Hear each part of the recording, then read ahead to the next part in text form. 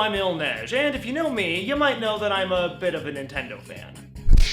And you might also know that I have a passing interest in their line of Amiibo toy-to-life figures. While it's great to see so many beloved characters all assembled on my top shelf, not to mention the fact that my girlfriend totally tolerates it, collecting always comes with its own set of challenges, and Amiibo are no exception, which is why today I'm counting down my top 5 biggest Amiibo problems. In addition to the fact that I clearly have an, Amiibo problem. Number 1. The stock issue. Anyone who's been collecting Amiibo for a while knows that Nintendo majorly underestimated the demand for these things, to the point where the head developer of Smash Bros. Couldn't even get the figures he wanted. But granted, this is new territory for Nintendo. While there's always been plenty of Pokemon or Mario merchandise, Amiibo are their first attempt at a toy line on this grand of a scale. But that still doesn't excuse how difficult it's been to get some of these things. Sure, not that many people would bend over backwards for the Wii Fit trainer, but did they really think there wouldn't be a demand for Marth? This guy has been a Smash Bros. Staple since Melee, and the fact that they— Whoa! Marth! It's with your face! You can't go to the ball looking like that! Thankfully, there have been some major restocks in the last couple weeks, and so some of these harder-to-find characters are more readily available. But nothing quite erases the sting of grabbing the last Lucario, knowing there'll be none left for the little boy behind you in line. Do you think they'll have enough for everyone, Papa? I'm afraid not, son. Now come on, it's back to the coal mines with you. Oh boy, enough time to get work done before my operation. Number 2. Store exclusives and bundles. What's that? You only want Rob and couldn't care less about Duck Hunt or Mr. Game & Watch? Well, that's fine.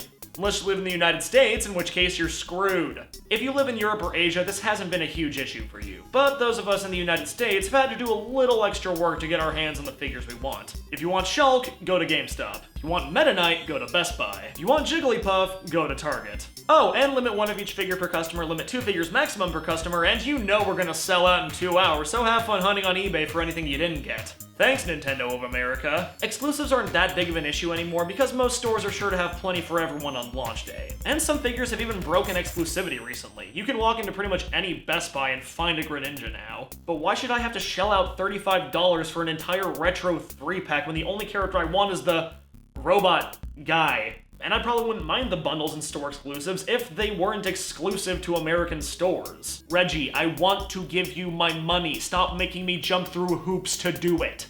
Number 3. Man, for $13, some of these figures are so detailed. Wow, King Dedede, Captain Falcon. Jeez, Mark, seriously, go to a spa!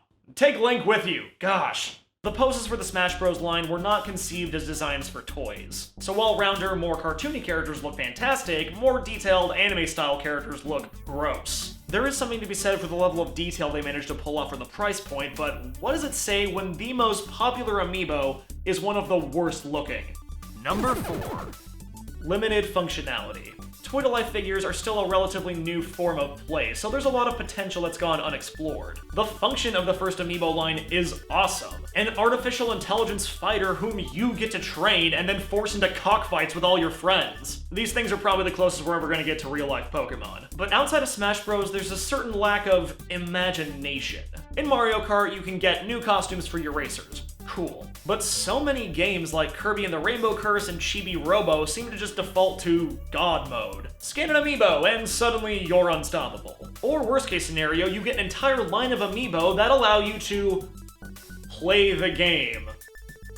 Granted, the figures themselves are the main appeal for a lot of people, myself included. I'm just hoping future titles offer functionality that goes a little bit deeper than a second Yarn Yoshi. Number 5. Exclusive functionality. Nintendo has only recently started really embracing downloadable content, and collectible figures are a really interesting way to deliver that content. Microsoft and Sony aren't really doing anything like that, but again, we have the stock issue.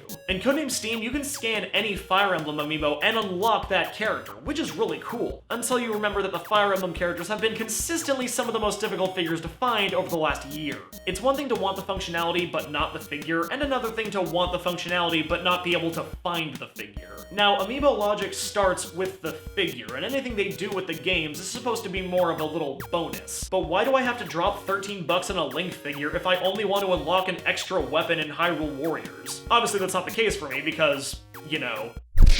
but it's disappointing when there are forms of gameplay built into these games that you need to pay to unlock, but literally cannot pay to unlock. Unless you want to spend $30 to import Ike. So those are my top 5 biggest Amiibo problems. I may complain, but let's face it, it doesn't dampen my enthusiasm for the figures at all. Like any Nintendo fan, I'll keep spending money I don't have on things I don't need until the sun explodes. If you have any Amiibo experiences of your own you'd like to share, go ahead and let me know in the comments below. And until next time, I'm Il Neige, and I am broke.